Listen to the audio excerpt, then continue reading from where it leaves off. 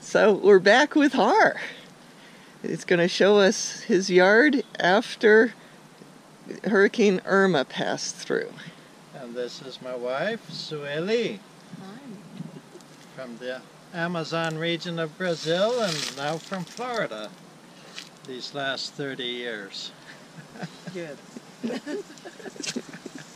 So, what have you noticed as far as what damage we've had? Well, right here, this MAME Apple certainly took a beating and lost a lot of its leaves. I didn't get around to cutting the topwort grafts back, but those actually survived okay. I don't see any of them broken off. So we have one right here. Yes. And one over there next to you. Yeah, right here. And then this is one. And this up here is another one. And there are a couple others, but these were in the position. Here's one here. Oh, this one got oh yeah. And so we lost one. Yeah, you're right. Yeah, definitely no good. So how long ago was it that you put those on? Probably 3 months ago. Right. Oh, it says 31st of March. Seems like 3 months ago. Seems Yeah. like 3 years ago too. Though. My Porcelia, which is in the Anonaceae family, I cut most of the top back and had multiple props around it. So that's pretty much the way I left it, except for leaves being blown off. The carambola is the way I left it pretty much, except again for some leaves being blown off.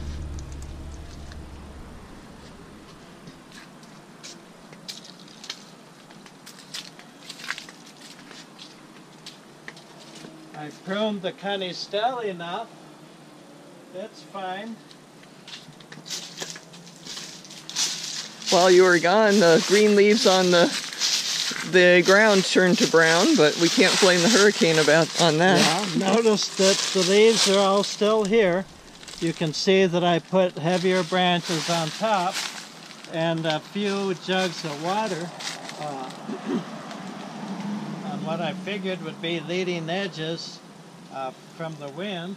Actually, we got the wind in the opposite direction, but the neighbor's hedge took the brunt of that.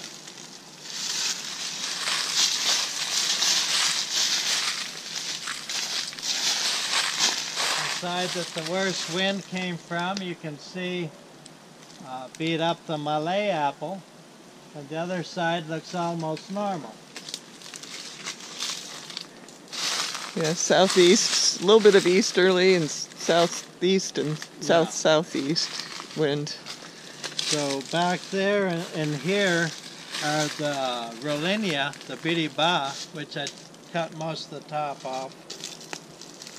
So it's fine. Yeah, you did a lot of pruning since we last videoed here. So I was just talking about what I was going to prune, and I did get most of it done.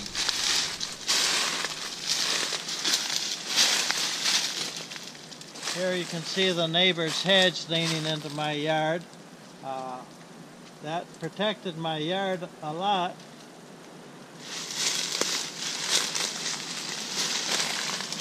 oh, this is where you the papaya that I saw when I came to check on it. Yeah, the top was actually already off that before, so you can see it dead up there.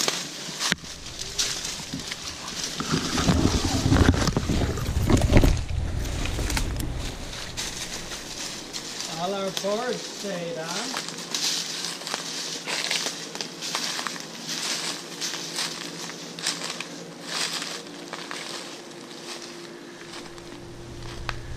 Yep, your carambola looked quite extreme with the amount of leaves that they lost, the carambola hedge. cut too close most of its leaves. The noni, which I did not prune, fell over. Yeah, sorry I didn't see that when I came. I was back here, but I think I went closer to the house. I didn't see that one. I kind of feel that I won the lottery because I really don't have any use for that tree in my yard anyway. So now it will be coming out. Some decisions are easy, right? Yeah. And you cut the top off of the banana, and it's pushing a next leaf out. And I did not get any more pruning done on the carambolas. You can see it'll be easy to do now because of such good visibility. Doesn't that look awful? Looks like fall has been here. Dropped all of its leaves. Looks like a terrible frost. And of course all the fruit are on the ground. This moringa fell over. Horseradish tree. Or miracle tree. It's called miracle by some people because it prevents blindness of the sort that is caused by vitamin A deficiency. Well, I thought it was because it had so many uses, but just practically every part of the plant is usable. And so I just named one of the dramatic uses. Yeah, grows everywhere and very quickly. And the top of the raw sapote lost a few leaves. This side of the mountain soursops got burnt. Soursop in the next row look fine. This is the worst leaf burn tree. It's an Amazon longan, not a real longan, but related to longans and look like longans on the outside of the fruit. This does not fruit here because it's a male-only tree.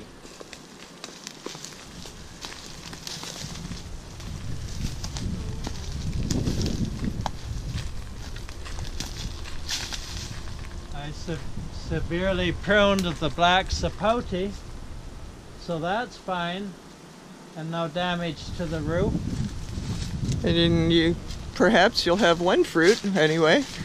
See one up there. True. I see one broken branch, but I might have broken that myself when I was pruning. This Barbados cherry and Connie Stell took a beating. Yep. I guess there's one broken branch, broken at the base. Yeah, it's good when the trees lose their leaves, though, because it's less for the wind to push on, so less chance of tipping it over. That's right.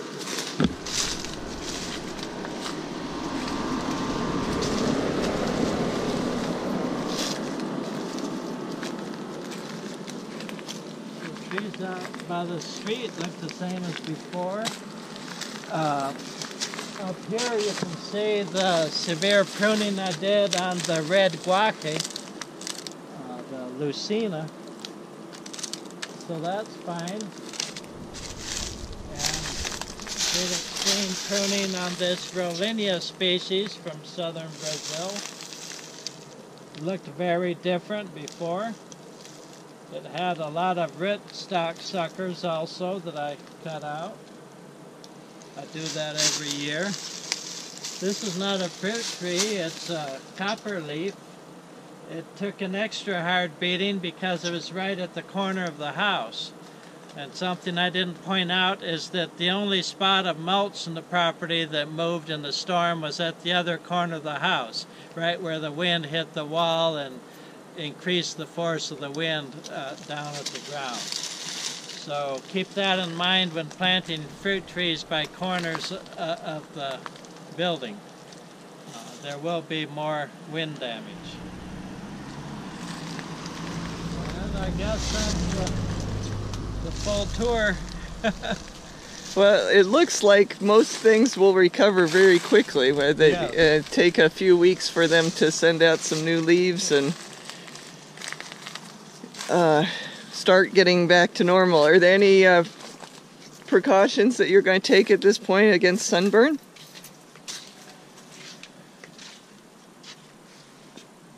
Well, it'd be a good idea for me to paint the top branches on that carambola.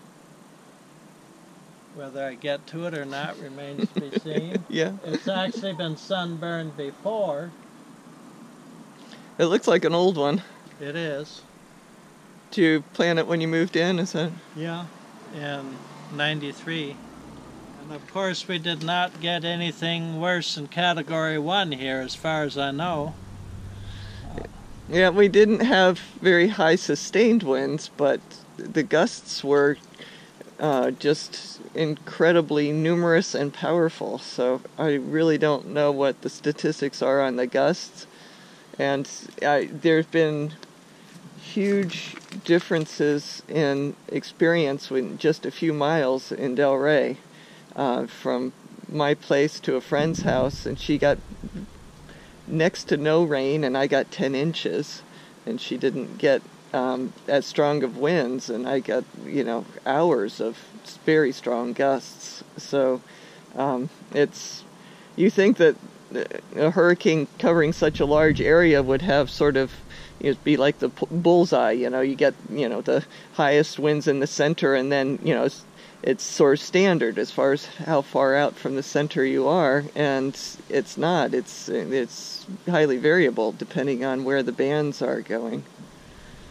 So anyway, who knows how strong the winds were at your place? Yeah, and where the embedded tornadoes are. Yep. So basically, it seems like you wouldn't have done anything differently as far as preparing.